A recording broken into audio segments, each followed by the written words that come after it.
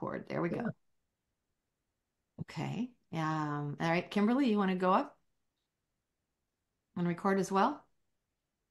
There we go. All right, I'm going to go ahead and let everybody in because they're missing all the fun. Here we go. All right, so and I don't want the AI. There we go. Hey, everybody. Welcome back. Let's have some fun. All right, so as everybody piles into the room, I see Indy is here. Yay. I met Indy last night. Yay, good to see you. Indy and I had a Same fun. here. Happy to be here. Indy is joining us from Florida, which is really cool. Neil is back. Thanks, Neil. Lori, you're back. Thank you. Thank you. Dr. Peter's back. It's nice. Lucinda, Alfred, I recognize your names. Brett is back. Brett, we've published his book a long time ago. Brett, hey, if you're near, you can get on camera for a second. I'd love to hear a quick update. What's going on? So we've got, as people file into the room. Oh, sure, he's muted and we can't hear him. Probably Neil. Neil, how's it going?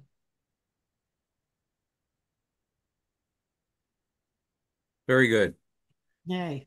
Thanks Oh, for the days. They've been very helpful. I'm yeah. processing a lot of stuff and changing my thinking and what I'm going to do. Oh, Appreciate what it. you say? I loved your email. I was like, did I say that? And then you said, well, that might be an overstatement. What'd you say after I? Oh, I said I presented my original book idea, and after you destroyed it and drug it through the mud and et cetera, on and on and on. I said, well, maybe I'm overstating it a little bit, Was but it like, was helpful. I felt like Thank you. a heel. Thanks. Yeah. So we're cool. All right, everybody, say hi. Wave to Michael Hauge. It's really great if you can turn your cameras on. It's much more fun. Brian is back. Brian, I think you got a lot out of Ed's yesterday. I didn't know we knew each other through Ed. Is that right? And Kathy is a big Ed Rush fan. Kathy and I've met through Ed and Ed's mastermind. Kathy, glad you're here. Oh, and Tanya, this is, it's like family reunion. You guys have been with us for the week. Really fun. So. Tanya is probably going to have her camera off.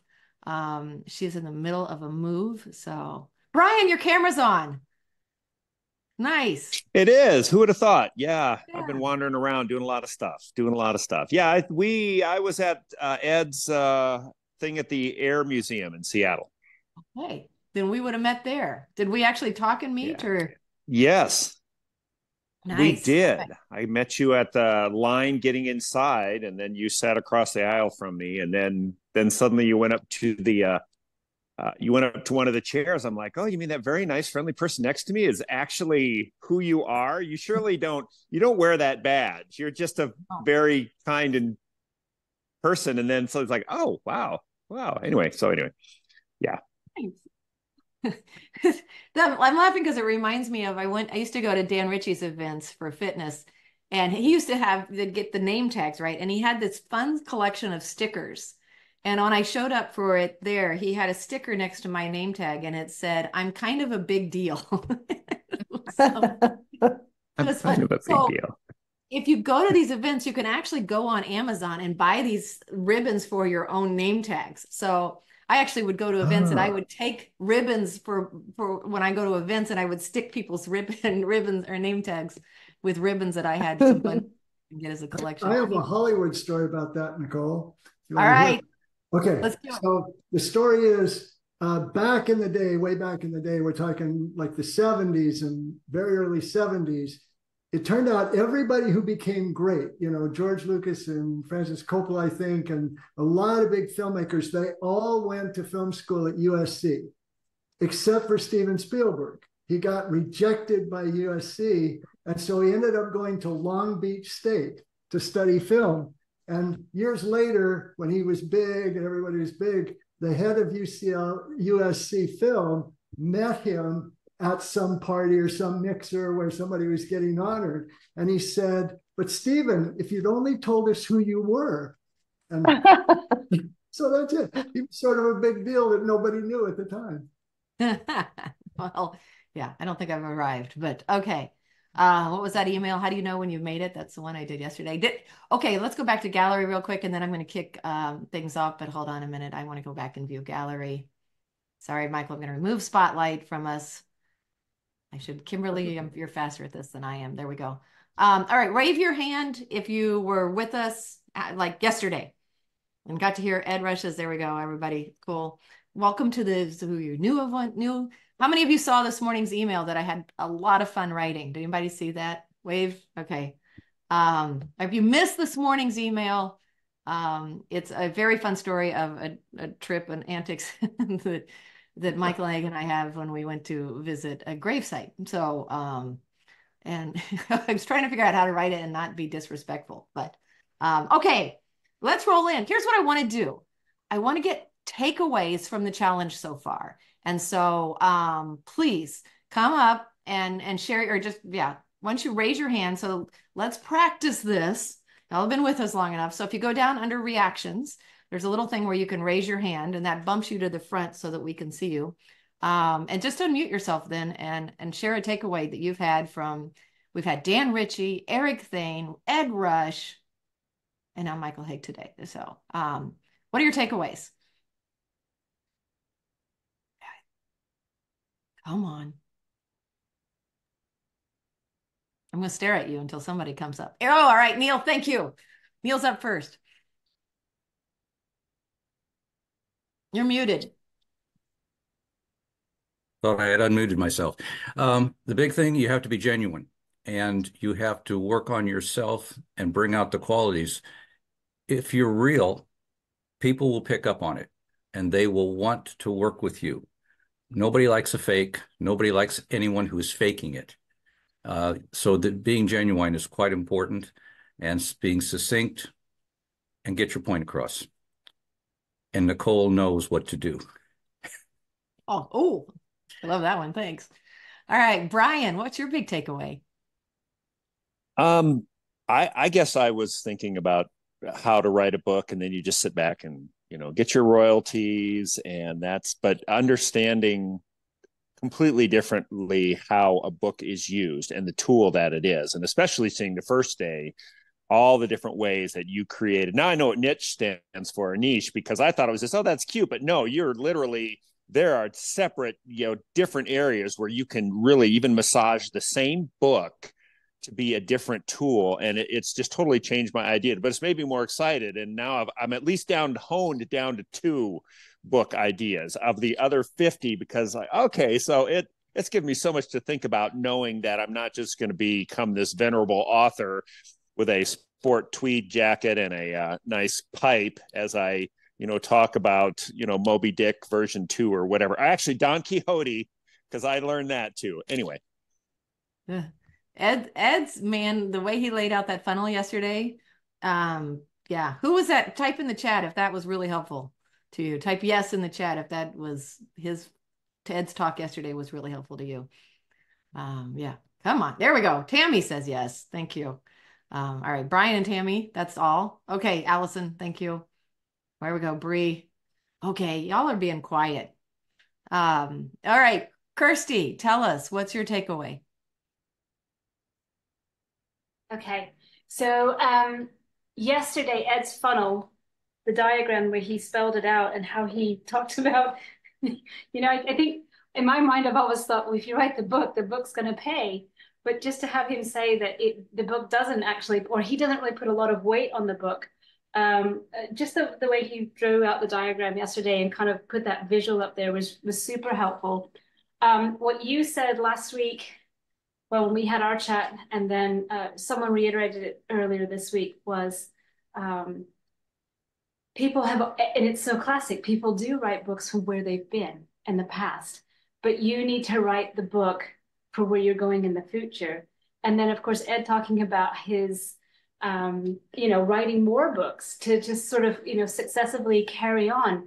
I guess I've only thought about maybe the one book. And then all of a sudden I had the epiphany yesterday. I'm like, oh, wait a minute. Then a whole lot of new avenues opened up to me yesterday. So yeah, that was brilliant. And actually I did grab his book and started listening to the God Talks early this morning. So yeah, it was yeah. Anyway, so yeah, those have been my takeaways. It's been great. So thank you. Thanks. I'm so glad you joined us too. So I didn't see your last name. So now I connect the dots. Thank you. But yeah. And Tanya, my friend from Nashville, Tanya and I are going to be doing things together. Tanya is going to be doing things with our authors. So take note. This is the newest incoming member of our team. Because Tanya, why don't you tell us your takeaway after you tell us just quickly what you do?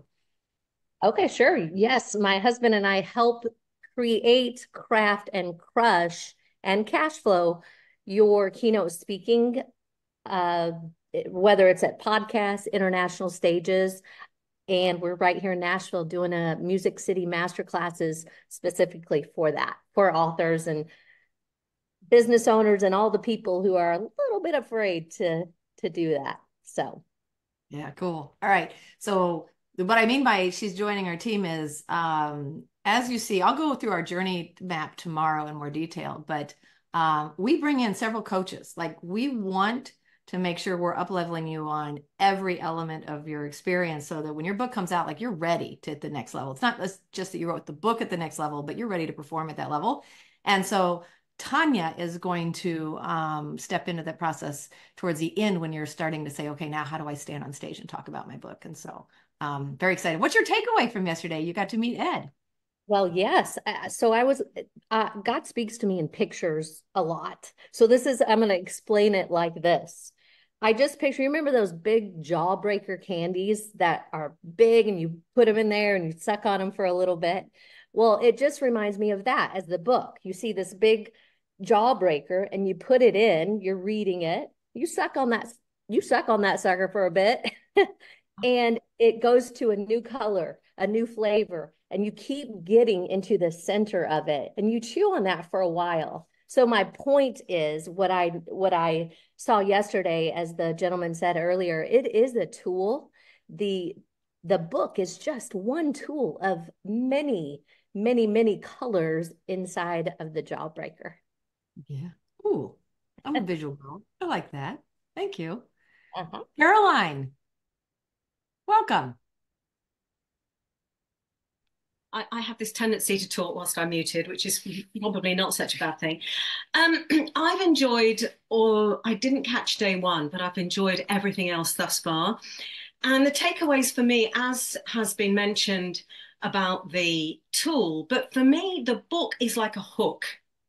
It's the hook on which you hang every single thing, part of your business, but you need the foundation and you need the hook first to, well, not first necessarily, but ideally, maybe if that's the way you want to go, to hang everything else on. So it's a marketing tool. It doesn't have to be your magnum opus, just to be simple, deliver an outcome that people can relate and have an experience with and walk away with. So what else did I write can't read without my glasses. Yeah, I think that's essentially it. It just has highlighted for me the essentials, the framework upon which I then need to build or fill in. Nice. Nice. Oh, Eric is here. All right, hold on. You caused me to think I should pull something up. Yeah. So the way I ended up viewing books was when I first started doing books back in fact, let's just go ahead and segue because I know everybody's anxious to hear. So I'm going to pin me here, spotlight. We have Michael Hauge in the house today. So let me start by welcoming everybody back to day 4 of the challenge with Michael Hauge. I've had a wonderful conversation this morning with Michael again, and he is going to deliver some real gold to you as entrepreneurs on your own hero's success journey. And so, but before we do that, I wanted to share takeaways. I wanted to hear what's working for you, what's resonating with you, and then talk about our process a little bit. So would it be okay if I shared with you a little bit how we work with clients so that as we move into this, you have some context? I've been here. Type yes, let's do this. If I can get a couple of yeses, that's where I'd like to go. I see nods. Thank you. Okay. I got some yeses. Thank you. All right. So let's do this. When I started working with business leaders, back in 2010 and 2011, we started formulating books. I discovered that I was inherently doing what I had learned to do back in my days working for Caterpillar. So when I worked at Caterpillar, I was trained in communications strategy, and I worked for some of the, the senior vice presidents of Caterpillar, some of the top business minds in the world. And I was sitting in their board meetings, and my job at the time was to sit in their decision meetings when they're not their board meetings, sorry, the executive meetings. And my job was to sit in there when they would go off site for a day or two and to take notes. I was usually the whiteboard girl. And then I had to compile the notes and decide what was important, what stayed, what didn't, what were we going to tell the employees, and at what levels we were going to tell them. So that's where I learned to break down information and to discern what goes where. And so then when I came home and I started then working with entrepreneurs, it was natural for me to view things from a strategic communication standpoint. So that's the weird background that I bring to the table when I work with entrepreneurs today. Is I'm always looking strategically on what needs to happen in order to move all the pieces to achieve the results and win the game, if you will. And so the piece that was most valuable as I worked with entrepreneurs was something that I realized I was doing inherently, which was I was making strategic decisions as I helped the entrepreneurs decide what book they needed to write for the goals we were trying to achieve. And then it was about 3 years ago that Kim, my project manager success coach, Kim, I don't know if you're here yet or not, but Kim is the person who works with all of our authors on their success journey. So she is the one that makes sure every member of our team is in the right place at the right time. She also makes sure that all of our authors are focused only on the things that they need to worry about at the time they're working on it. But Kim came to me and she said, look, you're inherently doing something with authors when you're in the planning phase with them that you need to figure out how to turn that into effectively a framework. You need to figure out what you're doing and systemize it, which is what I had done with the whole rest of the process, right? So we have in our process, we have mindset coaches and editors, and we have all of these check-ins. And when you meet with Michael, like, it is a beautiful system. We have a teamwork project management software, and there are like 115 tasks.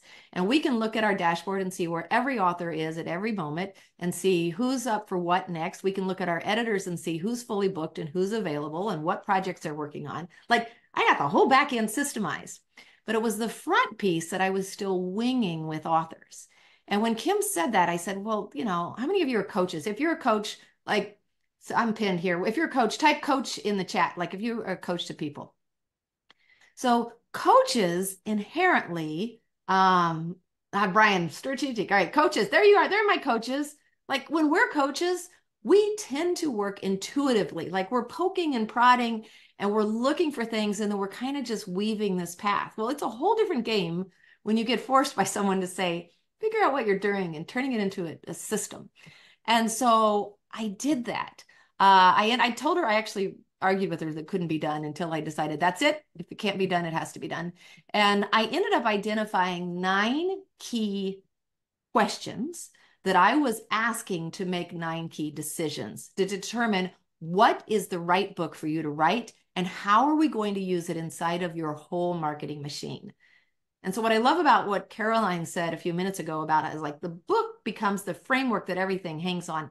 It's really not the book. It's the strategy behind how you identify what is the right book. It's the strategy. And once you know the strategy of what are we trying to achieve here, then the book becomes the forerunner for the whole system. Ed yesterday talked about growing up Catholic. My husband grew up Catholic. I was married in a Catholic church. And so whenever I would go to church with his family, and this is a terrible analogy, but it always reminds me of it. If you go to Catholic Mass, at some point at the beginning, the priest walks down with the Bible and he's holding the Bible up and he walks down the aisle and he's like leading with the book, right? And that's the analogy. Like, when you have the right book for your business, you lead with the book. You no longer have to talk about yourself. You just lead with giving. Look, I wrote this asset for you, right? You get to lead differently. Instead of trying to tell people how great you are, you get to show up and just give, right? And say, I wrote a book that can help you with that. And it's a completely different experience. And I think, as I mentioned on Monday, the other thing that happens is when you give somebody your book or they buy your book, they make this conscious decision to sit down in their favorite chair and grab their favorite drink and decide that they're going to spend time reading what's effectively your marketing message. And they're not on a computer. They're not in a Zoom meeting webinar with distractions and phones things, you know, the phone's still there, but they're in a completely different state of mind. And that just opens up a completely different conversation. It builds a relationship. So I ended up identifying, as I said, those 9 key decisions, and we've turned that into what I call the one-page book plan. And I'll give you guys an insider secret that this is the book I'm going to write starting this fall. So I've been testing this one-page book plan with our authors for the last 2.5 years. I tell you what, we've got several authors on the call, so let's do this. Raise your hand in the group chat below, like so you line up in the top feed and everybody can see you if you're one of our authors. Raise your hand if you're one of our authors and you've been through this one-page book plan process with me. I know Allison has. So there we go. Cool. In fact, and what we could do is Marna. Hey, Marna is here. Marna, can you solve this camera problem? I would love you on camera. Maria's Tanya, I would love for you guys to speak briefly about this one-page book plan. I'm going to add you up. Look at them. I'm going to add you here. Allison, share with us your experience going through the one-page book plan. Where were you? Where are you now on that? Okay. Yes. Wow. Okay. So when I came to you, I was just like, you know, I have written a book or a first draft, and but it was just like sort of regurgitation of everything, and it was too much. And anyway, I was just like, I just want to write a book. And then coming to you with this, I love anything that's one page, you know, like it's visual, it's simplified. I can see the roadmap here. And so, you know, you showed me that and we went through it, and it just, the whole idea of strategy and like using this for the future, and what is the future going to look like? And you've got this book, but what about everything else? And I'm like, oh, there's more. And so, yeah, there was more, which is super exciting.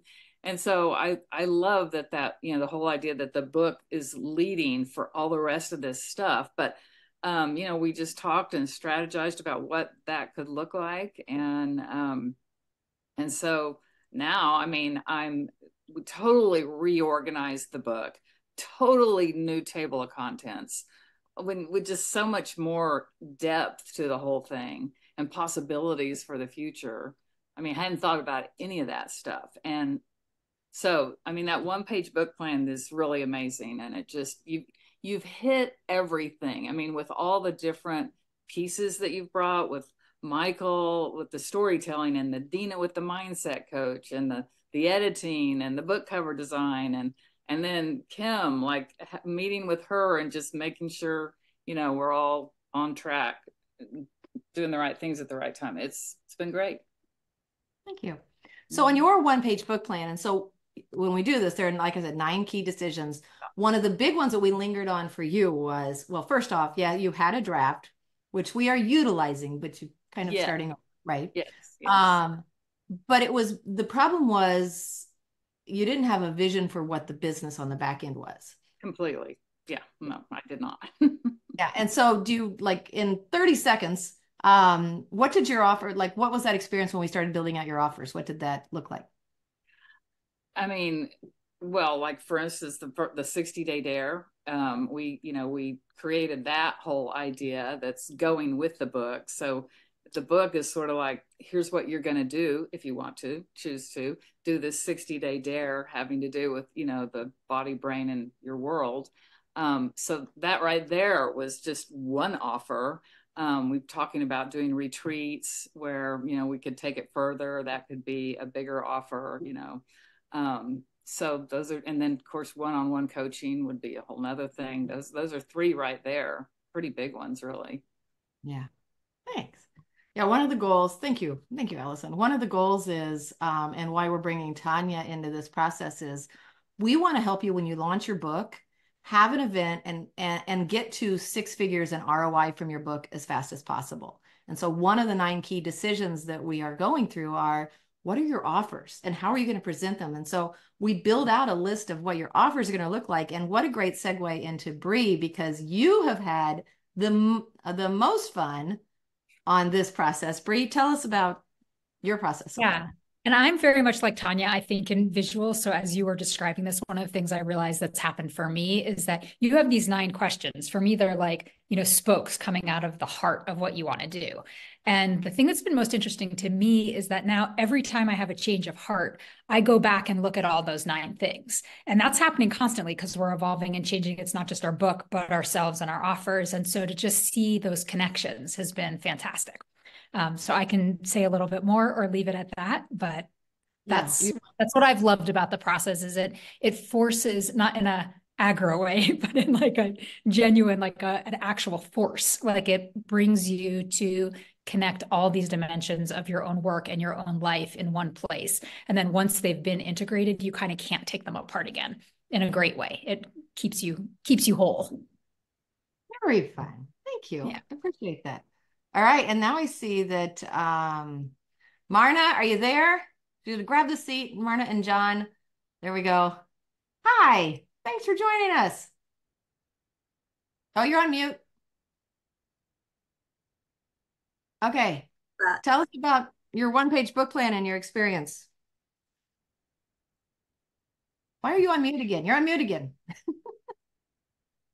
There. Did that work? Okay. Can you actually hear me this time? Yes.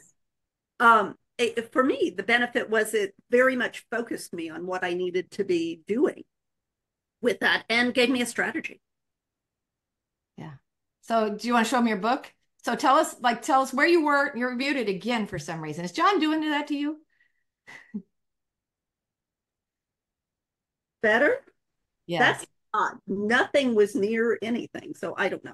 Anyhow, here is Playing to Win with my fabulous cover. So that's very fun.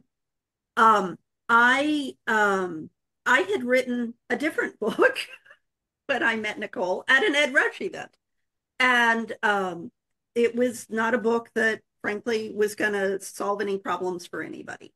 I'm an efficiency expert, and I'd taken a year off at the start of the pandemic to work in a classroom and started putting my efficiency techniques to work in the classroom. And they took feral children and made it very focused again. And so I realized that it could work for anybody. So I'd written a little book mostly for my own amusement and then decided I could use it to help. But the way it was written, nobody was going to read it. So we flipped it and incorporated my experience in the classroom, because just about everybody has been in a 5th grade classroom. And so they understand those stories, they've seen them. And then I used that to explain the different principles that are in the book. I also worked with the marvelous Michael Hauge, and that was great. So, and between Nicole and Michael, it's a much better book that people really love. With my fabulous editor, we made it such that people really understood what was in the book in concepts that are pretty complicated, typically, the way they're presented, but they're not in Playing to Win. Yeah. When and so if we look at, thank you very much. Right. So if you look at the one-page book plan, and Brian, I love that you asked this question. So one of the questions that we're answering is, what is the back end business? So I invest in myself between $50,000 and $100,000 every year in coachings and masterminds to be coached and led by people like Ed Rush and Eric Thane and Eileen Wilder and Russell Brunson. All of them are actually my coaches right now.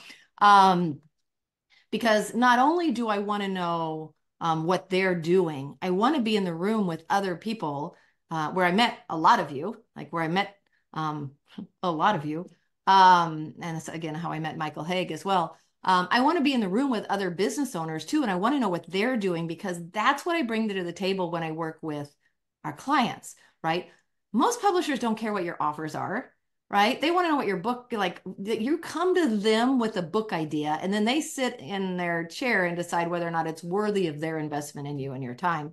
And then they alter your idea to fit their profit model. That really ticks me off on your behalf. Like, my role is to help you figure out, where are you now, where are you headed, and how can we leverage publishing to get you there faster? And I'm looking at the whole business, and I want to look at your offers. And 8 out of 10 of our clients, we're completely rewriting offers, or they don't even have them.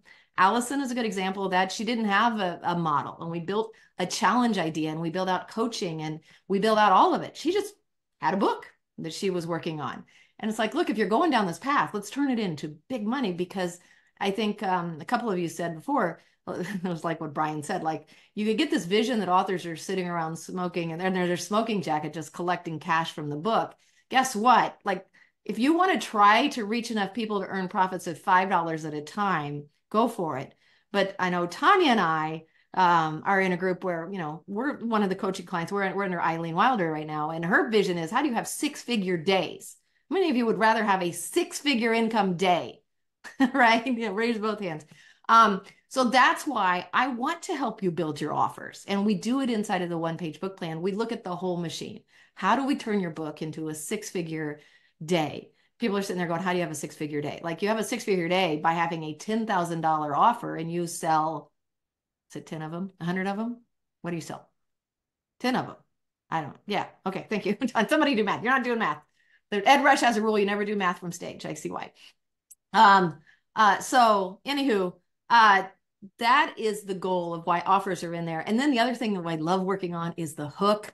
And so that is, and Marna's going to shake her head because we had a lot of fun with her book title, Playing to Win. I mean, the book's about Black Belt 6 Sigma. That was a tough one.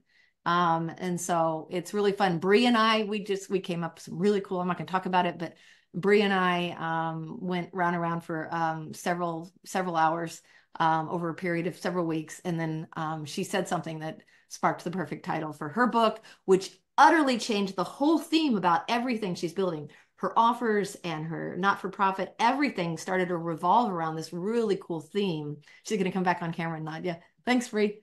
It's so, I tell you what, when you all of these things we put it on a one-page book plan because it becomes the vision board. It becomes like the one-page canvas. And when it starts to come together, like you get really excited about your business and what's possible. So I'm going to wrap this part up by saying, would it be all right if I show you what it looks like to work with us just to do that? Because I want to bring you into a small group and help you do that. So this is not it. This is it. You don't want to see my inbox. Here's a link. Nadia, could you drop the link in the chat? I'm not going to spend a lot of time on this today. We'll talk about this more tomorrow. But what I want to do is invite you to the one-page book plan workshop.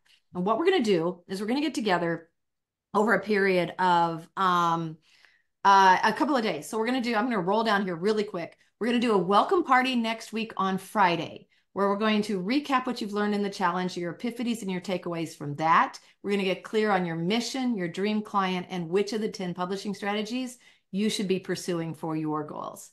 And then we're going to get together on Thursday and Friday, May 2nd and 3rd from noon to 4 p.m. And we're going to go through and start answering the rest of the 6 questions on what book you need to write, what it's about, who it's serving, like the theme, the hook, the title, all of that. We're going to get clear on that in this 2-part session. And I made it from noon to 4 so that there's going to be pre-work beforehand. So you kind of have some ideas and offers beforehand.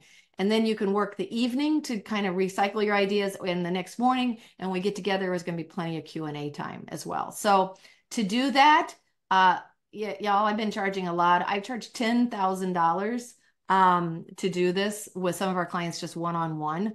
And I'm doing this for you in the small group format. And you can see by our attendance, this is a small group. It's $9.97 to get the answers to determine what's the right book for you to write. And so I want you to do that. Come back tomorrow. We can talk more about our process and do that. But I do want to share that with you now so that you know what's the next step. You're not in this alone. I would love to help you. I want to make sure you're doing this right. And that's how we're going to do it. At this point, I want to bring up our guest, our special guest. There he is, Michael Hauge. Thank you. Hello again. So Michael Hauge, as you know, as you heard yesterday, I met him inside of Ed Rush's mastermind. And there's a really long, juicy story to this, but I'll give you the short version, which was I had joined Ed's mastermind in 2018 because Ed had coached, as you heard yesterday, a lot of my peers. And he mentioned he'd actually certified, right, over 1,000 book coaches, 1,015. That's high. I didn't know the number was that high. Coach people to coach people on how to do books. And I knew he knew what they were doing, and I needed a coach who knew the inside secret on what my peers were doing, because I didn't know what we were doing, if it was any good, if it was of value. And so I go to Ed's mastermind, and by the way, he tells me, Nicole Gebhardt, like, you are blowing everybody else out of the water and you are not charging what you're worth. And that was the biggest gut punch. By the way, that's the same gut punch most of our authors find when they work with us, is they are not charging anywhere near the value of what they're worth and what their competitors are charging in the marketplace, which again is why I pay to be in the rooms that you don't necessarily get to be in. So anyway, Ed brings all of us into this mastermind room in San Diego. I was so excited. It's my first mastermind with my dream coach.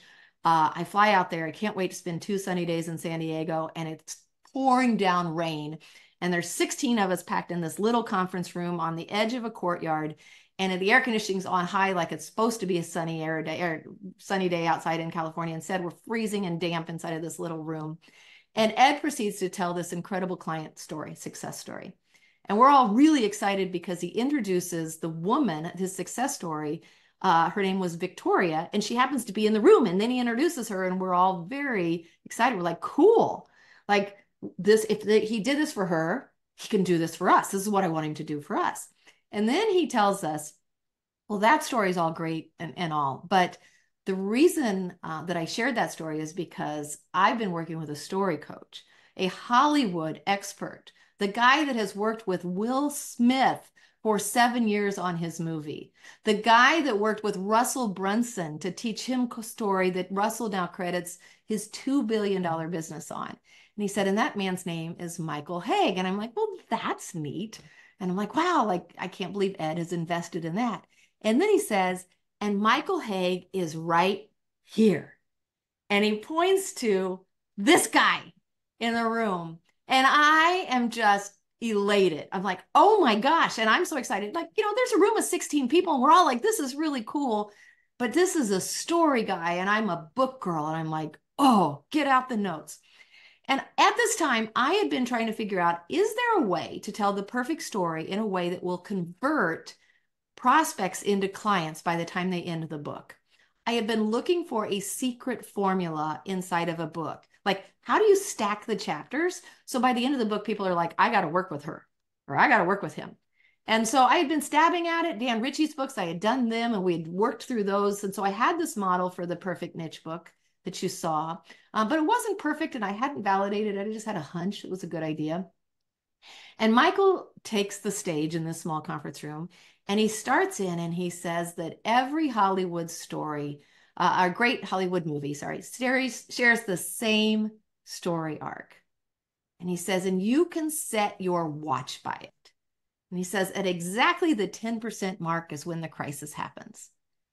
And all of a sudden I realize, oh my gosh, if Hollywood's doing it, then it can be done in a book. And I was unbelievably excited. I'm looking around the room. Nobody else knows the whole world has changed. And I'm beside myself and I can't wait. And now he's talking and I'm feverishly taking notes for all of you. And I realize I've got to spend more time with him.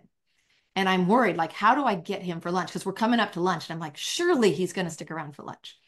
And so sure enough, he gets done and we break and I run up because I'm going to ask him to lunch.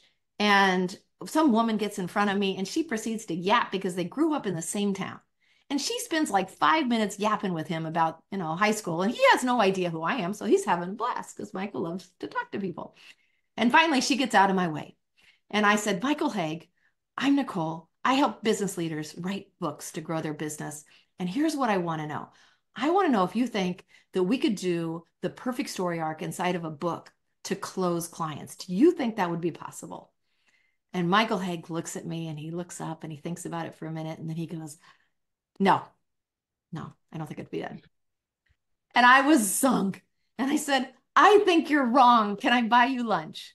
And so I bought him lunch. And over the period of an hour, I convinced him that maybe it was possible. And he proceeded then to become, he offered to get together with me. We became friends. He then coached my clients and he coached one client through the whole process, became a believer, helped me fine tune it. And now it is one of our key models for book publishing. And that's how Michael and I became friends, and how he started coaching our clients. And with that, Michael, I just want to turn this over to you and let you do your thing. I've done enough talking. I think they would love to hear from you. Yeah, I was going to say my time is up, because I just enjoy hearing that story so much. And it did really happen that way. And it was really fun. So thanks for having me here. I've been looking forward to it. As you know, I've seen the recordings of the previous ones, so those are tough acts to follow.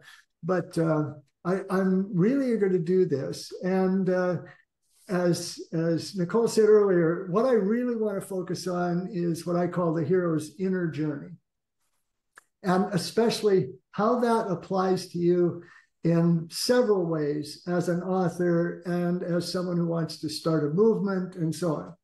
So to talk about what I mean by the hero's inner journey, the first thing I have to talk about is, what is the hero's journey?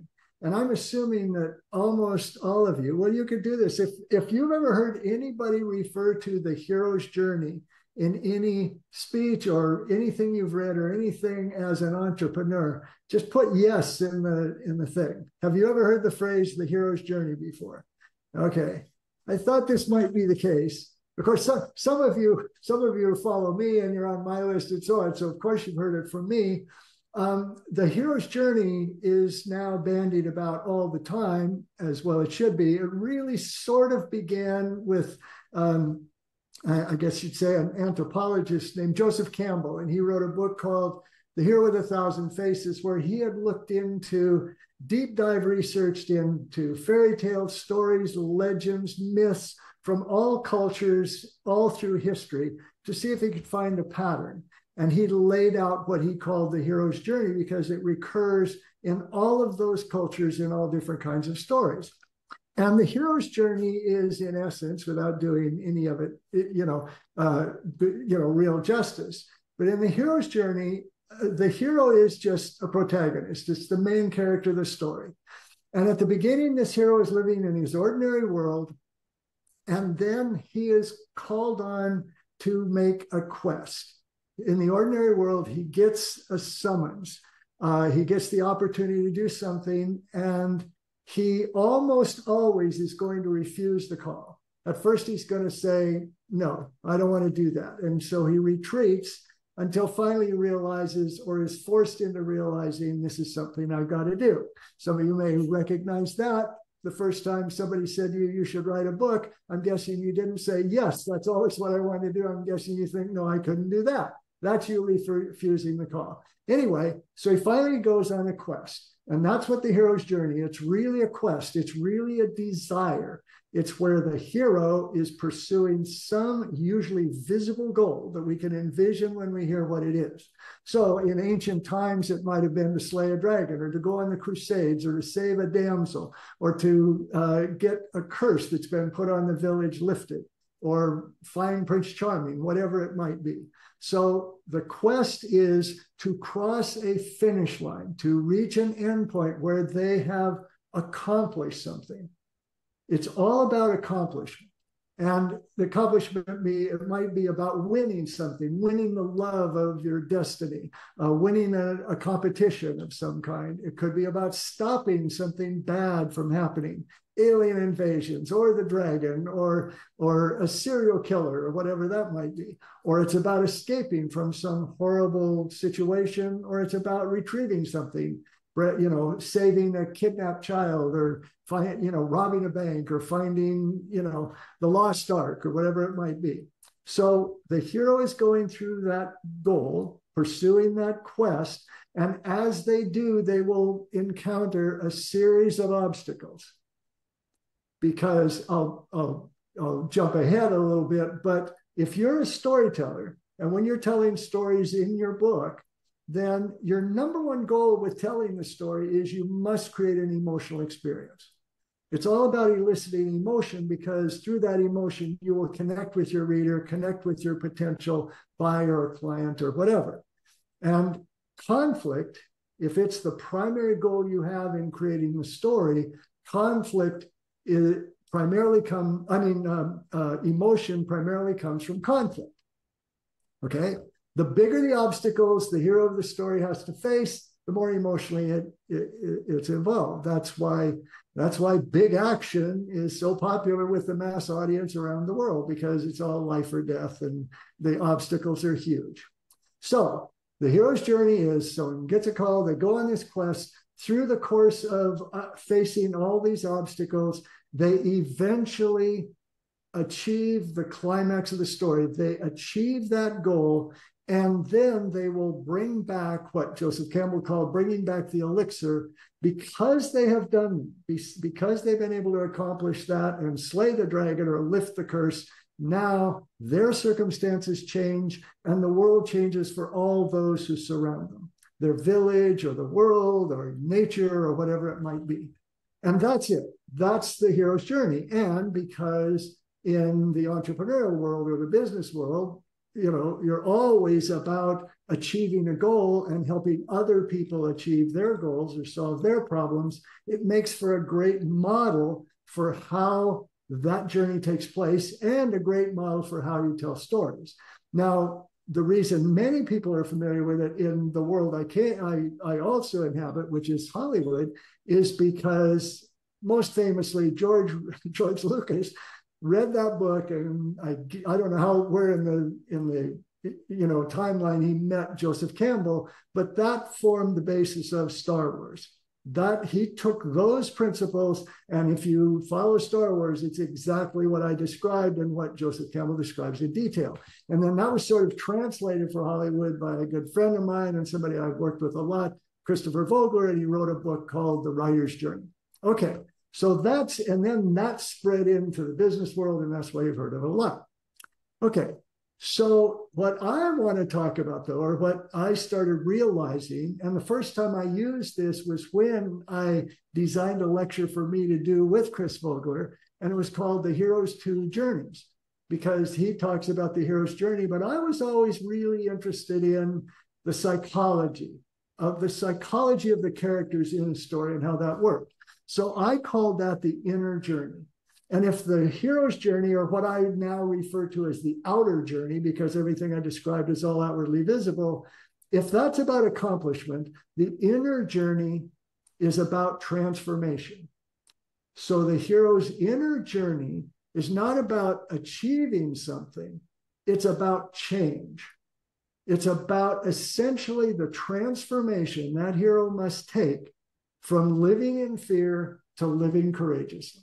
The inner journey is all about overcoming fear. And the rule in storytelling, and I got this from Hollywood too, the basic rule of successful movies is if the story examines the inner journey for the hero, then whatever that visible goal is, the rule is the hero cannot have what they're going after. They cannot be successful in their quest unless they transform. The serial killer won't be stopped. There's a movie that I refer to often as an example of the inner journey, mostly because it's one of my all-time favorite movies, even though I guess it's like 20 years old now or something, and that's Good Will Hunting. Let me ask you out of curiosity, because I'm going to mention it more. Either put in chat, or I guess you can use the hand. I'm not so versed in technology and things, so just put in if you have seen the hero, seen Good Will Hunting. Just put in the chat yes. I better have somebody in there. Oh, good. Okay, Tammy has, Allison has, people I've worked with, they have, Tanya, Lucinda. Okay, so there's a question I usually ask about the Good Will Hunting. There's a key scene in Good Will Hunting, and that is, it's a story. His quest is to win true love. It's to win the love of Skylar, the Minnie Driver character. And yes, he's a math genius and he's doing stuff with MIT and yada, yada. But the core, it's a love story. And he wants to win her love. And he is madly in love with her. He asks her out on a date and they fall in love. And we know, and he knows that she is his destiny, so to speak. And so she asks him, would he leave Boston, because she's just been accepted into medical school at Berkeley, I think. Why don't you come with me? Because they're in this relationship now, And he says, no, I couldn't do that. And she says, why? You're working as a custodian. I'm sure there's custodian jobs in Berkeley as well. And we belong together. And he says, no, there's too much going on here. I can't. And she says, look, just look me in the eye and tell me you don't love me. And if you do, you'll never see me again, and I'll let it go. And he looks her in the eye and says, I don't love you. And so the question I always ask is, why? Why does he say that? Why would this woman he's madly in love with, that we know is his destiny, that they've grown so close together, why does he say, I don't love you? Anybody? I see Tammy already put her answer in the thing. So anyone else? Put what you think the reason is. Okay, I'm seeing fear, fear. Any other answers in the chat? Okay, to set her free, we'd have to talk about that one. Fear, the theory isn't good enough for her. That's getting even closer. And so fear is the answer. It's always about fear. But then the question I always want to keep asking, and I ask storytellers when I work with them, is why? Why is he afraid? Why is he terrified of doing the thing he knows will change his life for the better? Okay. And now a lot of you are saying this, and it's an inner battle. That's true. That's true. I'm going to explain now why exactly he's afraid. And this is how the inner journey takes place.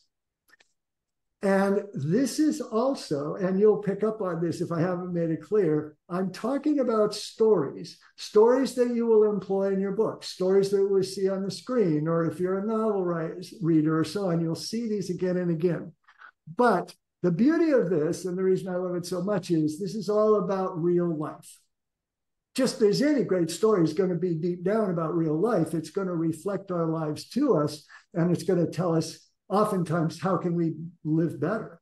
That's what Will Smith, I was interviewed with him once, and somebody said, why are stories so important? And he says, because they show us how to live better. And so this also has to do with the hero's journey that you are going to be on as you pursue completing a book, or as you pursue starting or going forward with the movement you want to create. Okay, so here's how the inner journey actually works. And to understand that, you have to first ask the question, what is my hero's wound? What was my hero's wound? But these are just my terms for sort of a basic idea. A wound is, it's some painful experience from the past. It's either a traumatic single experience or an ongoing traumatic situation from the past. Oftentimes in stories, that event will happen in adolescence because, and I'm guessing, as far as I can tell, those of you who are on camera, I think we've all been through adolescence to get this far. I don't know anybody who ever got out of adolescence unscarred. It's just a horrible, horrible time. So it doesn't have to be. Sometimes it's even earlier. Sometimes it could be a tragic event that happened in Sleepless in Seattle. It happens 3 days before the movie begins, when his wife dies. But what is that wound? What is that painful experience that is still affecting the hero's life now, today, when the story's taking place, but that the hero thinks she has overcome, or at least it doesn't affect her anymore? That was in the past, she might tell herself. That's then. I'm okay now. They might not say that out loud, but they act as if that's all done. It's over and done, and now they're okay.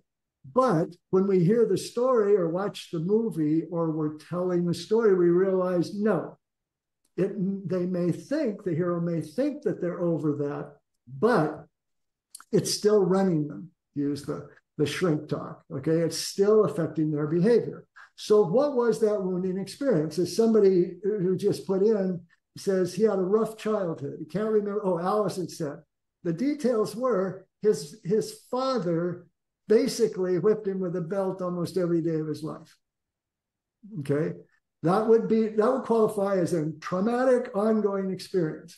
But pick anything. If you take the movie Up, Carl, his trauma is he lost Ellie, the love of his life. And we know that because in the prologue it shows that. Or if you've seen A Few Good Men, okay, the trauma was he wasn't abused in any way, but his father was a Supreme Court justice and now he's a lawyer.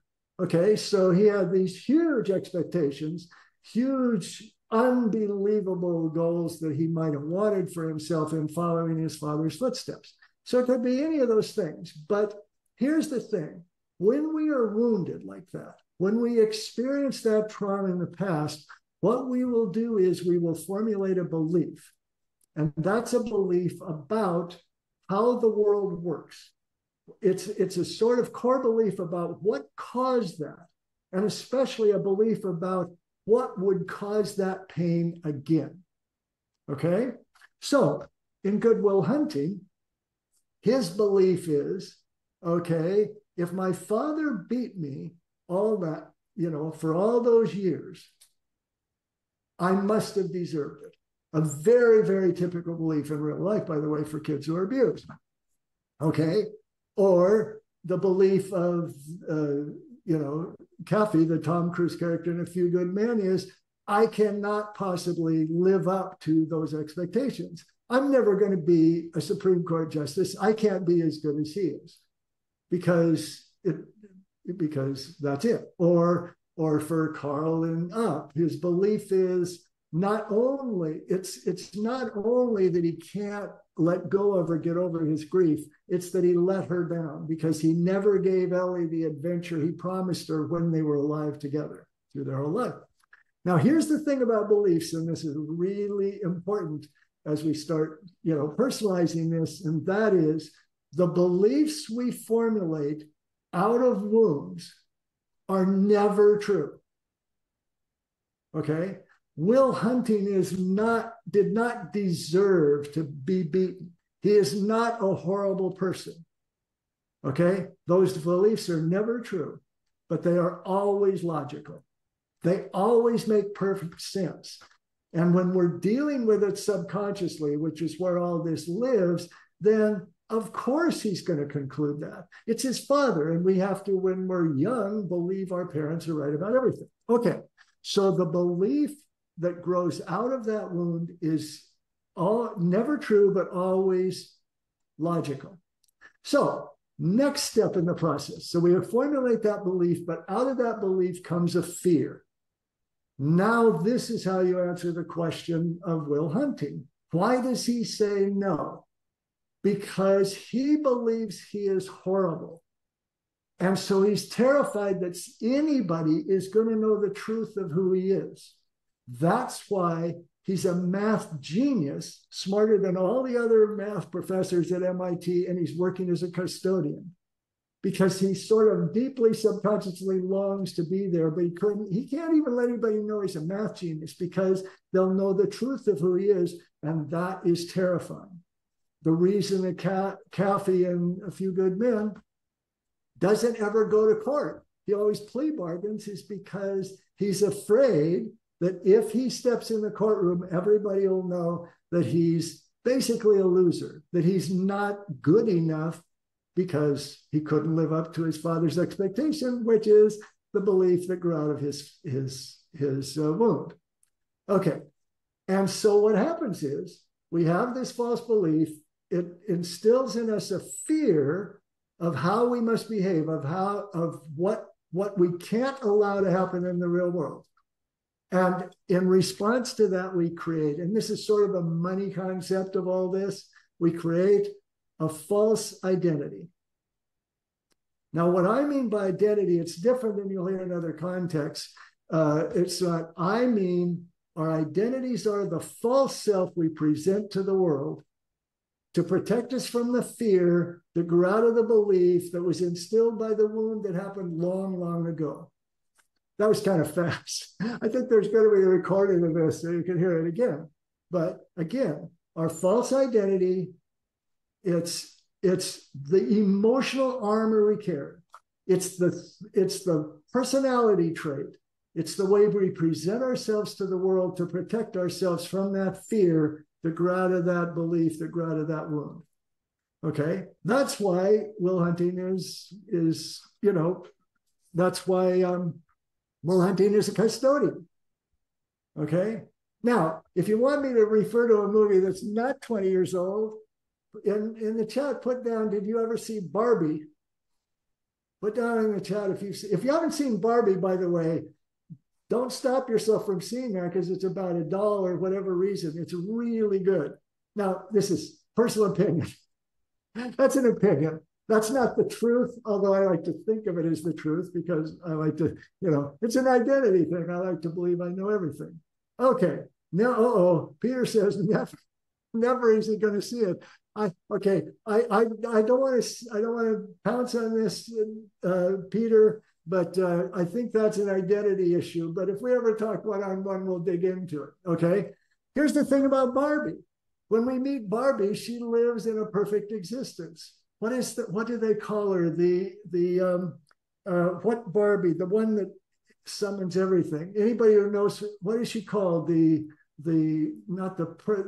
everyday Barbie or perfect. Anybody remember from the movie, what do they refer to her as? The essential Barbie, something like that. Okay. So she's in this perfect situation, and then she actually gets a call to action. What happens is she starts thinking about death. And now she doesn't know what to do, because what she's going to discover in that movie is her Barbie existence was her identity. It was protecting her from realizing all the other things that might be terrifying out there in real life. Now, it's kind of a fantasy in a way because she gets those fears through the woman who is, thinking about them, who is a Barbie fan, the America Ferraro. I'm not saying her name quite right. She's sort of the one that instilled that. But it's still about a quest to go into the real world to find out, to see, she thinks, so she can take her identity into the real world and show and see how everything is working great, and then is, disappointed to find out that it wasn't. And now she's going to have to find the courage to actually live her truth. And that gets us to the final issue of the inner journey. And that is, after you figure out what is your characters, or what is the hero of your stories, or if it's autobiographical, what was your identity, then you've got to ask the final question, and that is, what is the character's essence? What is the character's truth? Who do they have the potential to become if they were willing to overcome their fear and step out of that identity? If they could find the courage to let go of that protective armor, that's when they can achieve their quest. That's when they can achieve their goal. And the reason this is critical for you as a book writer, as Ed said yesterday, all a book is really is a series of stories. By the way, Ed was so nice in what he said to me about me yesterday, and set this up so well, and so on. I really appreciate that. But that's it. You've got to have stories in your book. And if you're telling stories that explore the hero of the story, whether it's you or someone you helped as a client or whatever, when you go to this level and you talk about the inner journey, talk about that deeper identity and that deeper fear, you are tapping into a much deeper level of emotion to your reader. And a much more universal connection is created, because the external obstacles people face, if you're an accountant, the external obstacles will be quite different than the obstacles if you're a school teacher. But the inner conflict, those identity issues, are common and universal. We're all afraid of not being good enough. We're all afraid of being judged. We're all afraid of being rejected. We're all afraid of not living up to expectations of our parents or whoever it might be. So if you're getting to that level of connection with your reader, now you're touching them more deeply, and now you're going to be much more effective at getting them to take the action you want them to take.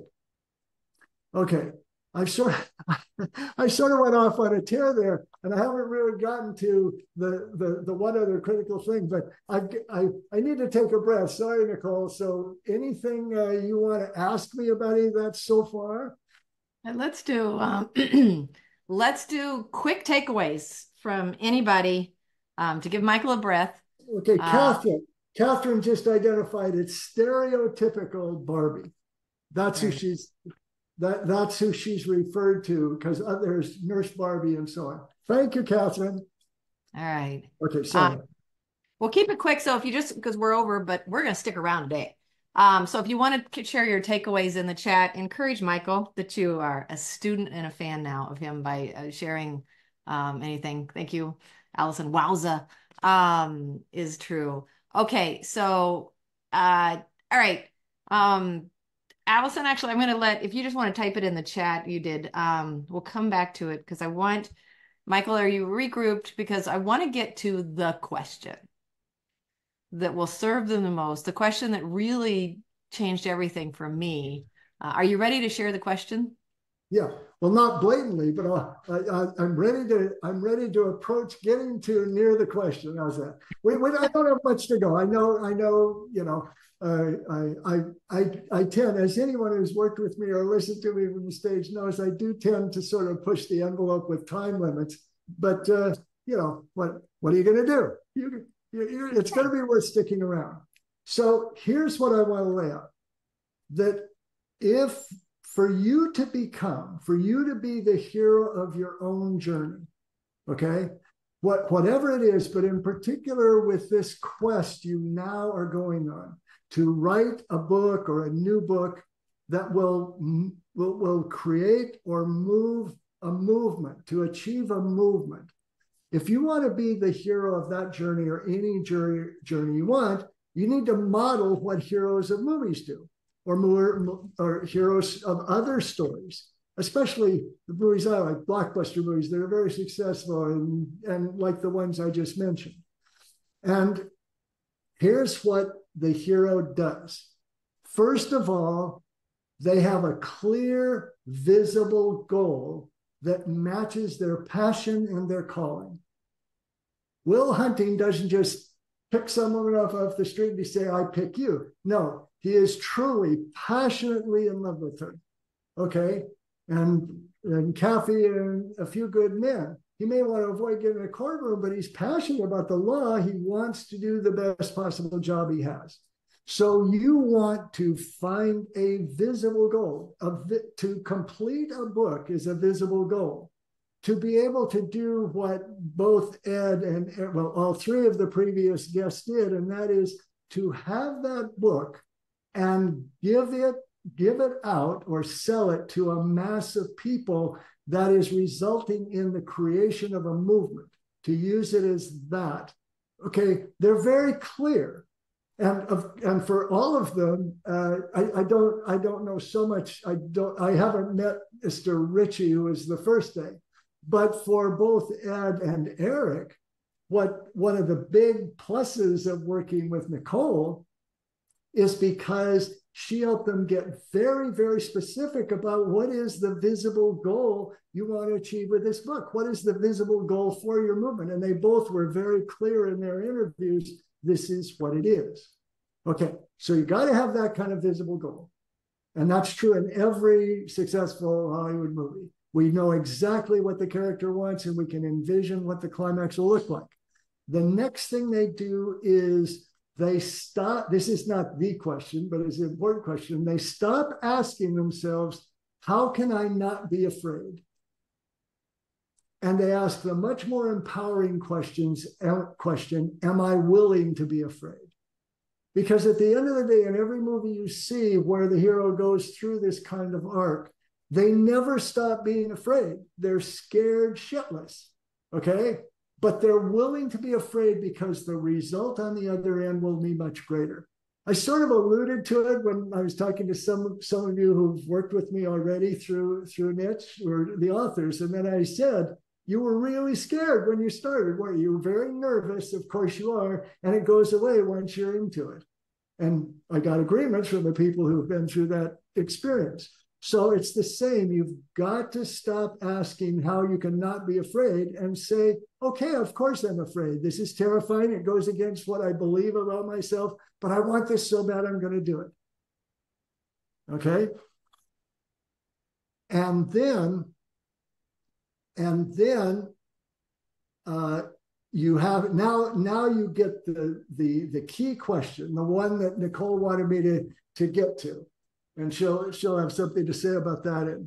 And then once you're willing to do that, then you want to ask yourself, you want to fill in the blank to this question. So you've got to jot this down, or maybe someone can put it in the chat room. And that is, I'll do whatever it takes to achieve my goal. Only you put in whatever yours is. I'll do whatever it takes to complete my book. I'll do whatever it takes to achieve my movement. Whatever way you want to say it, whatever your goal is, I'll do whatever it takes to achieve that goal. Just don't ask me to blank, because that's just not me. I'll do whatever it takes to achieve my goal. Just don't ask me to blank, because that's just not me. And now you can pinpoint what your identity issue is. Because if Will Hunting had filled that in, he said, just don't ask me to reveal who I really am. Just don't ask me to get in a courtroom. Just don't ask me to let go of my grief for my wife. Just don't ask me to leave the idyllic life I'm living in Barbie land and accept that maybe I'm not stereotypical. Maybe there's something flawed about how I exist in the real world. I'll do whatever it takes to achieve my goal. Nicole, do you want to mention when I put the screws to you in Boise and what happened to you? Sure. Yes. Yes. Put the screws to me. Yes. By the way, what you don't know is what I discovered at what we're about to talk about is Michael actually is a therapist and psychologist. Like you, but not credentialed. Yeah, uncredentialed. That's really at the heart of what you enjoy doing, right? When you work with people. Yeah. And I jokingly say that, but that really is the heart of what you enjoy about a movie and what you enjoy about coaching people, and why you like putting the screws to me and forcing me out of my comfort zone. So yes, you can tell the story. Well, no, it's better. You tell stories better than I do. It's a short story, but go. What happened? It was after I think it was after I gave my presentation in Boise, because I asked Nicole to come as my guest to that event where I was speaking to Russell Brunson's Inner Circle group. He had asked me to come to talk about the hero's two journeys, basically, and my approach to story. And after we'd done that, then I started asking you some pointed questions. Yeah. Yeah. So we were one of them was, yeah, this may be a little TMI, but we were back in your hotel room because you wanted to get room service because you had tired of being around crowds. So we had dinner delivered to the room. Because I got free room service from Russell and Woodfunnel's place, I thought, we're not going to go eat somewhere else. Let me order something. You can come into my room and join me, and we'll eat. And I want to ask you a few things. And the thing I ask you is, how would you answer that question? Yeah. And so the cap is, so the long story short is I have grown this business and perfected this business as much as I could on the back end. And what I really needed to do was get out there and start doing it, right? Because right now, or in the past, 99% of our clients come by referral or by me being in those masterminds and in those rooms, which is where I met most of you. And so the answer to the question when he asked me was, I will do whatever it takes. Just don't ask me to get on social media and make videos. Like, get out there. Right. I would speak on stages in rooms that I was comfortable in. I don't mind speaking on stages. I don't mind doing actually a video. I used to do video for Caterpillar, but I didn't want to become a social media character. Russell Brunson calls it an attractive character for the brand. I didn't want to do that regularly and risk the cancel culture of society now. I don't know if anybody can relate to that. And so do you want to share, because I didn't stop there, as you said. You want to share what you discovered your wound was? Yeah. So my wound was trauma from middle school, and it was, I always call it just the cheerleaders. I was an outcast by the popular kids. They didn't want me in their circle. No. And yeah, that was my wound. Okay, so now you can follow the thing. Sorry, I'll use you as a guinea pig and put the script to you now, but it's the same thing. You had this traumatic experience of being judged and outcast back in your teen years, you know, in adolescence, which is not atypical. And so you had just sort of internalized that, and you had acquired the belief that, you know, there's, you know, if I put myself out there, if I parade myself in front of people in a certain way, they will judge me and I will be rejected. So you decided, you took the identity as, I'm going to be a very successful entrepreneur, publisher, strategist, and so on, but don't ask me to go on social media where I'm going to be subjected to that. And then it just becomes a question of, okay, I get that, you know, and because whether it's true or not, you don't even really have to find what the wound is, but I pushed you, and it's just such a wonderful one, not wonderful for you, but it's so typical, because then you just have to decide, are you willing to be afraid?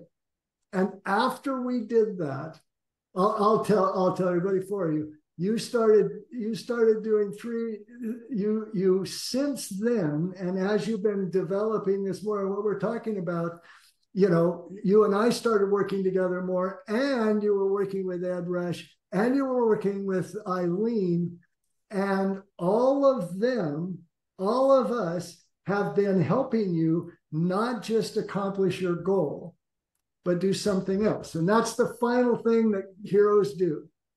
And the final thing heroes do to achieve their goal is they find a reflection character. Now, that's my term, but what I mean by the reflection character, it's the sidekick, it's the mentor, it's the wise old man in Joseph Campbell parlance. Sometimes it's a spouse, like in The King's Speech, where Elizabeth, you know, who became Elizabeth II's mother, she was there to support him, as was Lionel Lowe.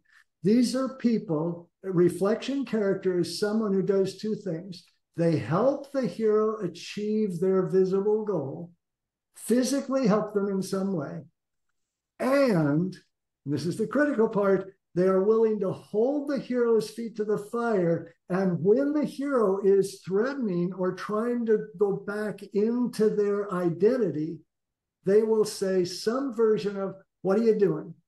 This isn't you. This isn't your truth. They don't know that word. They don't use essence.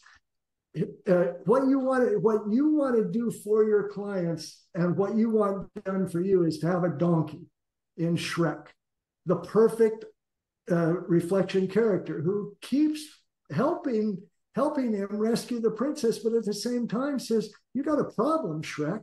You know, you're in love with her. And Shrek says, not me the problem, it's everybody else. They see me coming and they turn and run the other way. They won't even give me a chance. He's confessing what his wound was. And you need to find the people who were willing to do both those things. And that is, I know all the other things you said, Nicole, are great, but to me, that is the number one reason you want to work with Nicole and the niche team, because she and we are all there to be reflection characters for you. We're all there to help you write another book, to strategize it and get it published and do with it, to create the movement you want to make with it, to be successful on all those other levels. But we're also there so that every time you start feeling afraid, we're there, not exactly to come to the rescue, but give you ways that you can overcome those fears by making them palatable and focusing on what you really want to accomplish. And so it's like, and I this occurred to me just last night or this morning when I was talking to you, and that is, it's when you make an issue of what is the right book for you to write, that is parallel to a hero being helped to become their essence. Because what a reflection does is help the transformation from your identity, which is in some ways parallel to the book about what you already have done, to your truth, your essence, and that is who you have the potential to become, who you will be in the future that can really help people. So that's my plug for you. World's greatest reflection character, Nicole. Donkey. I think the term was donkey. Yeah, I said, yeah. You're the great donkey for so many people. Well, and I will say what's ironic that you missed was as soon as I voiced that to you, which I reluctantly did that, and I said, I'm telling you stuff that my own mother doesn't know. Like no one on my team knows that really this was what was holding me back to such a deep level. And, I think my team just wondered why I wasn't out there. But it was at that event that I met Eric Thane. And it was a month later that Eric Thane then came to me to help him produce that book. And Eric Thane is the short form video reels guy. And if you ever want to believe that the universe shows up, I was like, oh, crap. Like I knew there was no escaping now. I am going to produce the book on short form reels for a room full of 5,000 people. And there's just no hiding. And I knew it. And so I got lucky that I said, all right, well, then we're going to produce the book. And when you create the course, I'm doing the course. And I got lucky that he actually didn't produce the course and release it until January. So I got to, I worked with more with, Ed Rush. There's a great story that I won't share now with, but Ed Rush was the first person to start calling me out on my identity. You have been one of my greatest donkeys. You will not let me hide in this at all. Eileen Wilder showed me the way to do certain things right now as one of my coaches. Like, this is why I invest $50,000 to $100,000 a year is because I'm willing to be afraid. And Eric Thane is part of that. And now that's what I'm working on. And here's the big elixir aftermath. I am having a blast doing this challenge. This challenge is a reflection of the character that I have become and I'm willing to become. And I have had so much fun. Y'all, if you've been with me for a year or more, I haven't been sending you emails until this year. And this past week, I have emailed you every day, and I am having so much fun stepping into this role and into this new identity. And it is a release of the essence. I believe that. Like, there is greatness in all of you. And what a great way to cue up Dina. Dina, if you want to raise your hand so you bump to the front of the room. Dina is our special guest speaker tomorrow because we're going to talk about stepping into your greatness as we wrap up our 5-day challenge. And Dina was one of my reflection characters in that whole journey and in that process. There she is. Thanks, Dina. But I have to tell you, it is so much fun when you have the right book and when you get to do this, what you have craved to do, but not had the courage to do. But when you have the right book behind you and, let's go back to Catholic Mass, and it's less scary to hold it up and lead with it. And you get to be an authority and you've got this great asset. Like, it is so much fun. Like, Ed is having a blast. And if you read his story, God Talks, type yes in the chat if you bought the book and read chapter 1, if you've read it, because he says he was sitting in a room miserable. He talks about sitting there with a styrofoam cup. He was empty inside. And he found his character, and now he's having so much fun. And he had almost just written the book and continued on that path of, well, another book done. What do I do next? And so, Michael, you're so good. The question changed everything. Yeah, I didn't realize it, that's why I was hiding. Thanks. Thank you. I noticed, I know, I don't know what the time limit is, but I noticed a few people actually put the answer to their question in the chat, which I thought was really courageous and so on. Let's see. I know John was one. let's see. Wait, I rolled past yours now. Okay. Well, I want to answer that. Come on, where did I see it? Oh, John. Hi, John. I've worked with John, and I didn't know you were on. I knew Marna was. Michael says, I assume it's on chat so I can share it. I will do anything to get my hydrogen generator on every diesel engine in America. Just don't ask me to write my hero's journey. It's not me. Okay. So two things. One, if that's something that would really be critical, if you are holding it back out of fear, you want to ask, am I willing to be afraid? And see if you go ahead and do that. But another thing you can do, and a couple other statements answer that too, is you say, okay, how courageous can I be? Or why do I want to write my hero's journey? You want to overcome those fears that are keeping you stuck, that are keeping you from fulfillment. But it might also be, well, maybe you don't want to write your hero's journey. Maybe it's not just fear, but maybe that's not your strength. What else could you do that would still be frightening, would still get you out of an identity stuck place and let you do more? Because if you're talking about creating a book and you're doing that, I mean, you don't want to not have stories, but there are all kinds of ways you can get to do that. It's the willingness to be afraid and let go of that armor. So you're not trapped inside a suit of armor that isn't letting you move forward and be fulfilled.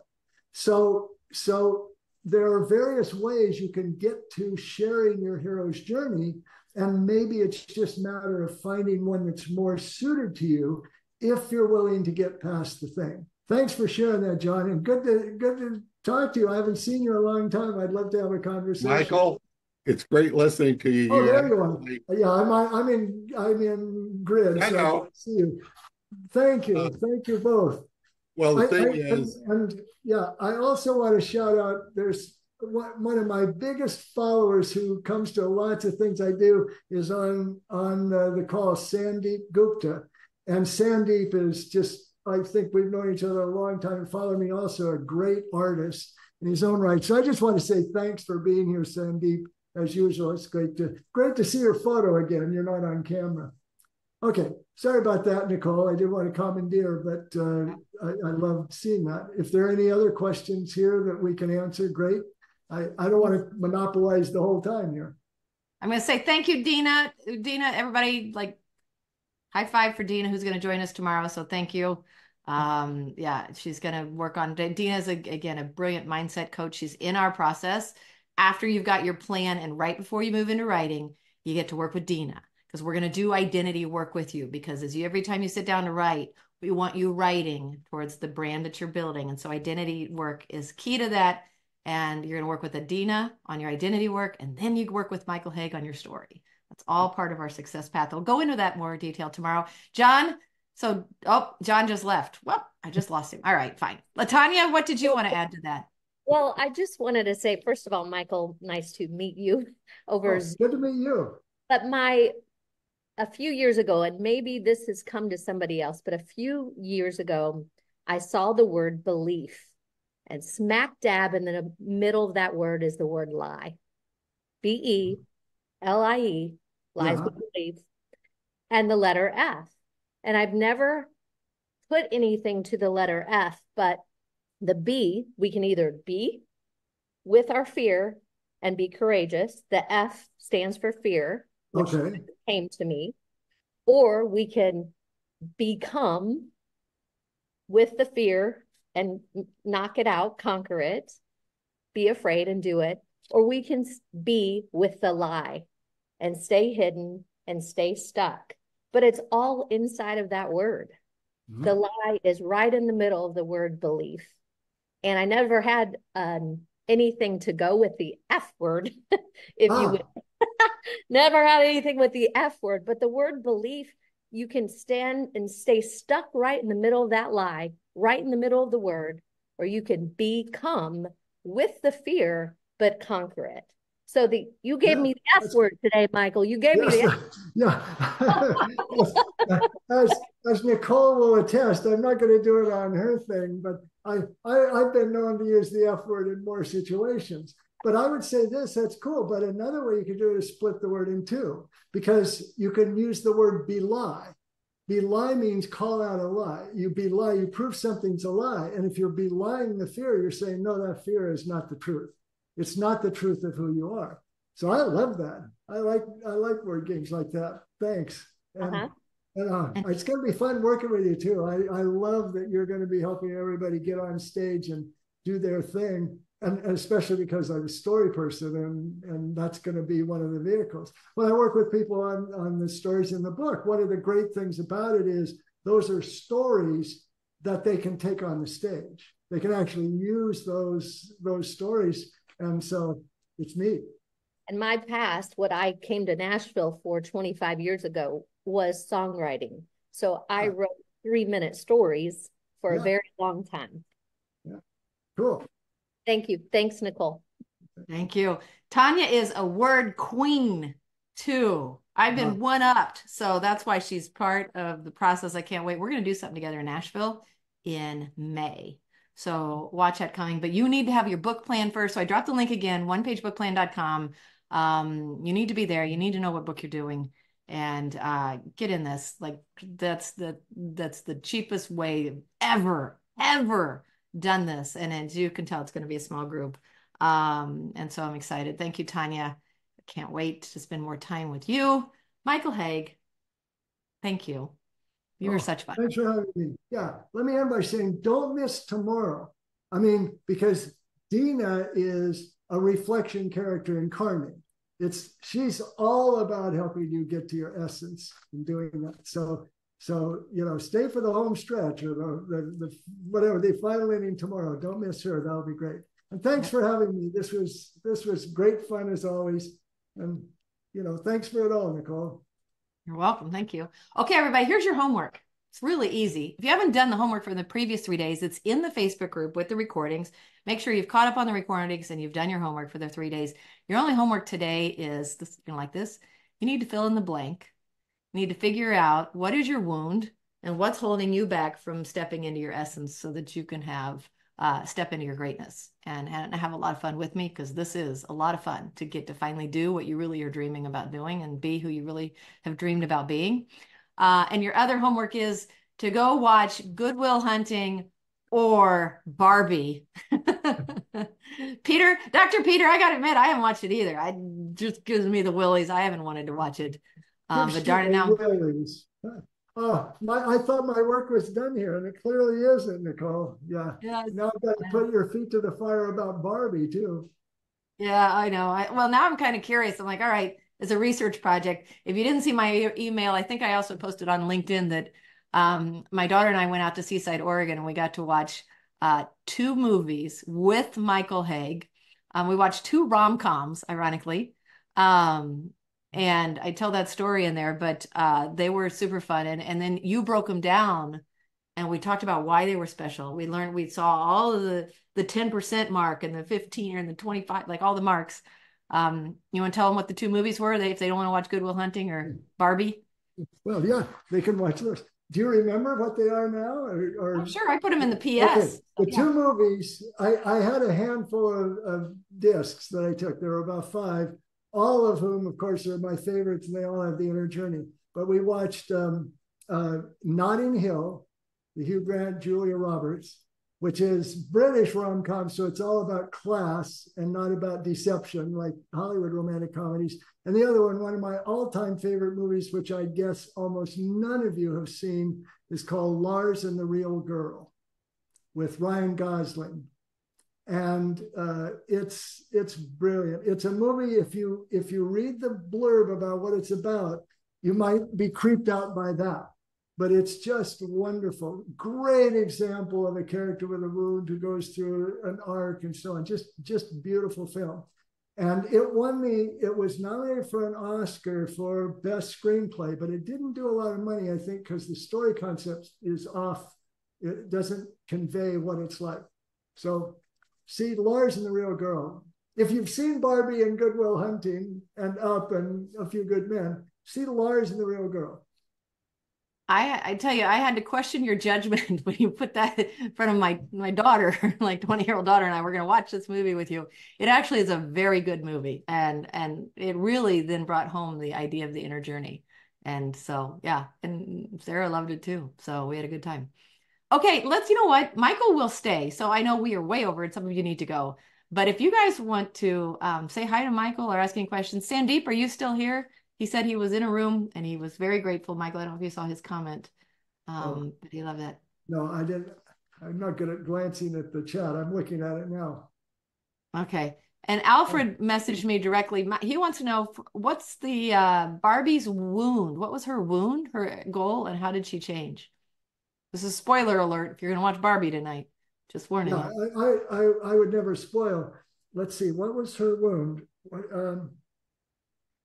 It's the wound is actually being created as stereotypical. Now, it's not something that created an immediate fear in her.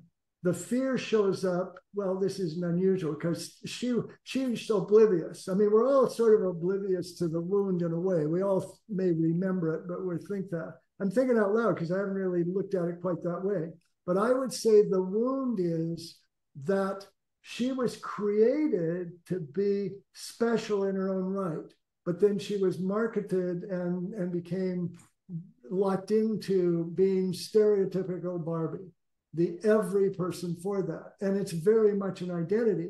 The fear shows up. The fear first shows up when she starts thinking about death, and she didn't even know really what that was. But when she gets to the real world, so to speak, then all that fear comes out, because that wanting to be stereotypical and thinking I can only be this perfect person was keeping her completely stuck.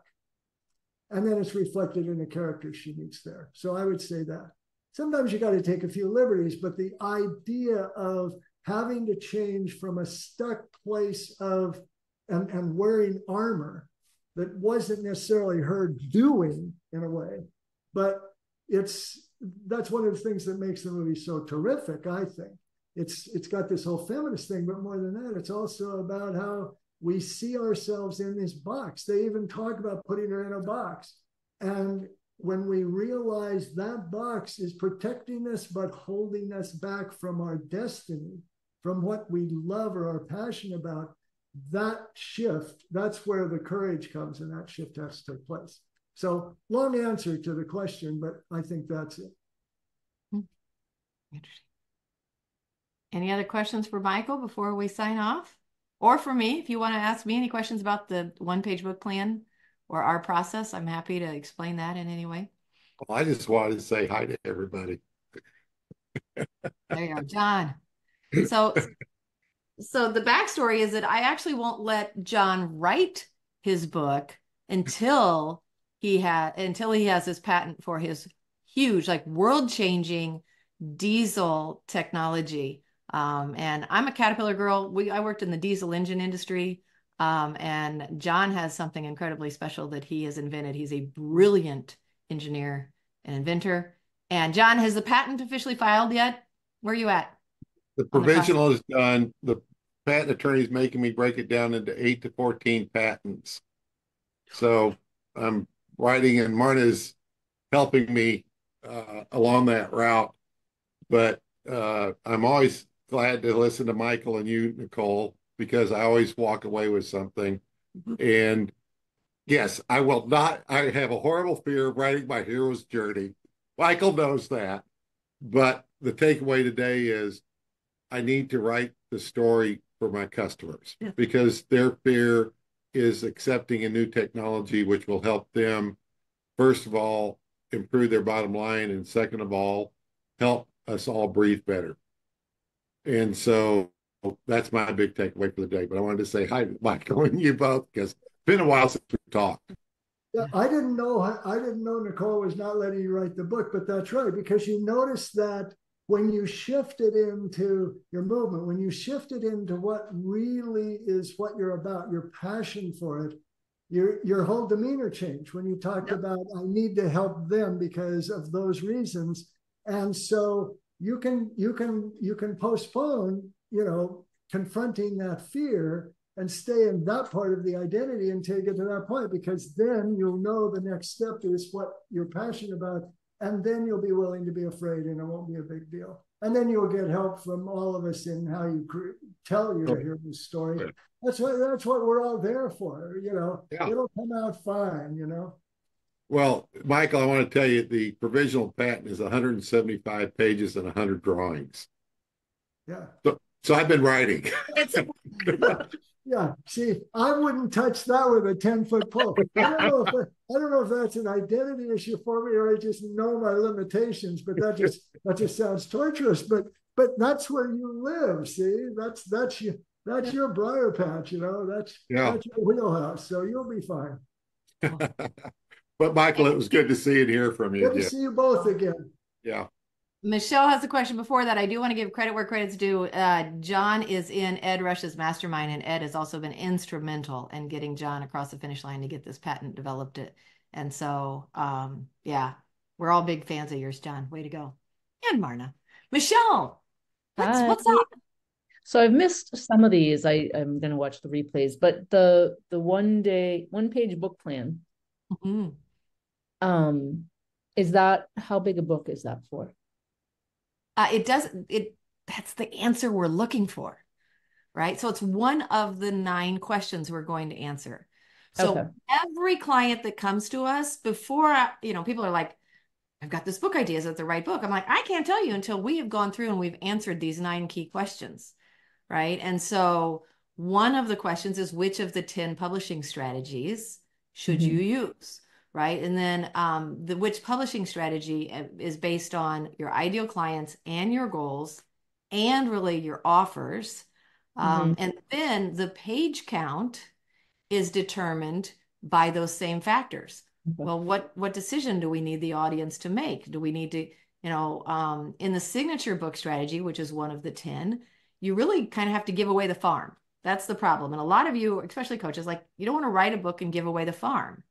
Right. And so if you don't want to give away the farm, then we may need to switch to a different strategy, or we have to find a nuance, like a section of the book. And how do we create that? And can we turn it into a 200-page book if that's what you really want or need? And so the one-page book plan, and I think that's my biggest lesson, if you want to hear me, is everybody comes to me and you're all in this challenge going, I think I know what book I want to write now, or I know what book I want to write. And I'm here to tell you, 4 out of 5 people in this room are planning still to write the wrong book. Right. And so the one-page book plan is how we work together to get the answer, so that that book is going to work inside of the machine that you want to create. And a lot of you don't even know what the machine looks like yet. And so that one-page book plan identifies the machine as well, which is what I know. I think you missed it yesterday, Michelle. I remember you were on Monday. But Ed Rush yesterday described the machine. Right. And so that's part of that, like the whole system. So you'll catch his. It's really good yesterday's. So if I'm thinking I want to write a series, because I can see that I could be in the whole wrong ballpark. It may not be necessary. Yeah, I'm going to come back. Let me share this. Like, a series may not be necessary. Or like, I'll give you 2 examples here. Like Ed originally, when I said when I marketed it that Ed was planning to write the wrong book, he was actually going to write the book God Talks for Business. And I told him, I'm like, no, like, Ed, this is a 10-year brand. You need to write God Talks first, and then write God Talks for Business. Then write God Talks for Kids, God Talks for Marriage, God Talks for, let's go. Like, you can do all day long. Teens, right? So we did that with, what's his name? Grant Cardone. So if you're familiar with Grant Cardone, multiple billionaire, he has a New York Times bestseller book called The 10X Rule. Now, we didn't do the 10X Rule. And by the way, be careful. If you go to Grant Cardone's page, his follow-up marketing, retargeting marketing will follow you everywhere for the next 6 months. But Grant came to us to help him produce a spin-off book of that. So we did 10X Kids, right? And so then we turned 10X Kids into 10X Chicos. And then we're like, look, that book's several years old. You need to refresh your brand.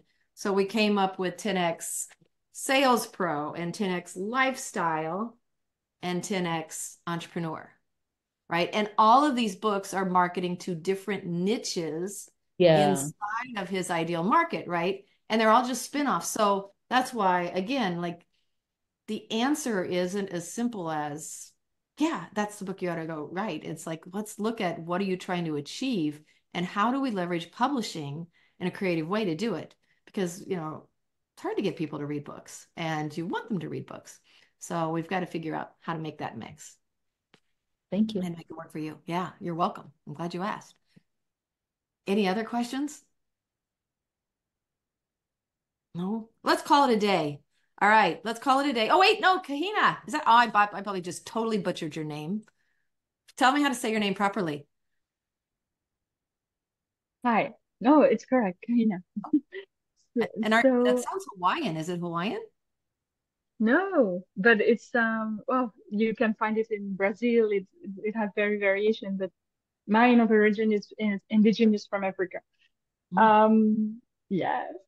So I have a question that is, how would you frame a visible goal in the spiritual development coaching space?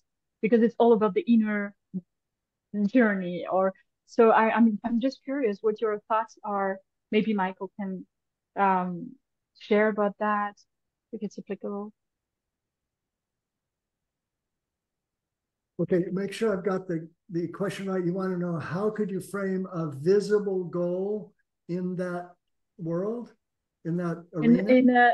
Let's say that so if you I work in more in spiritual coaching, so it's a lifelong journey. It's not like, oh, a visible goal as in your definition of the hero's journey. So I was just curious if then you would address it like the inner hero's journey, or Okay, so, I wouldn't know which way to go for writing a book about it. Yeah, let me ask you a couple of questions. So if you're helping people in this arena, what is the problem they come to you with that they want your help solving within the spiritual process or realm or whatever?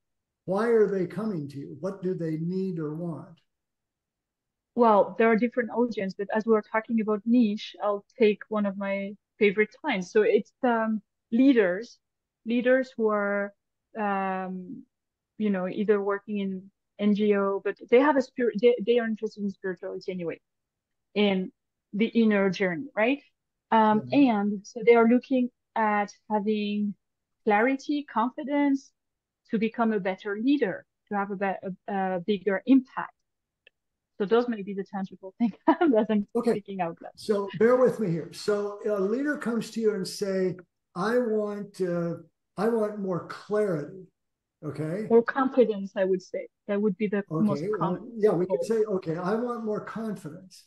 So then what I would do is say, well, give me an example of a situation where you felt you weren't confident and what was the outcome of that?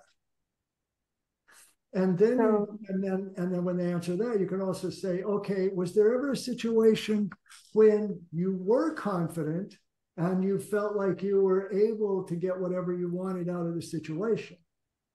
And so the spiritual realm may be the sort of arena you're working in, and they may want to find a spiritual answer to it. But still, they are looking to achieve some visible goal in order to do that. Maybe what they're trying to do is, I mean, it could be any number of things. If they want to get their team in their business that they're leading all agreed about something. Let's see, they need more confidence. They want to be more confident when they get on the stage. They want to be more confident in a negotiation. So if you whatever they think the problem is, you zero in on, well, they think it's a problem because there was a desire they had, a situation they were in, and they probably felt like they failed or could have done better or could have had a better outcome if they had been more confident. So you get that story from them. And then then when you got that story from them, if you were writing a book, you use it as an example of your book.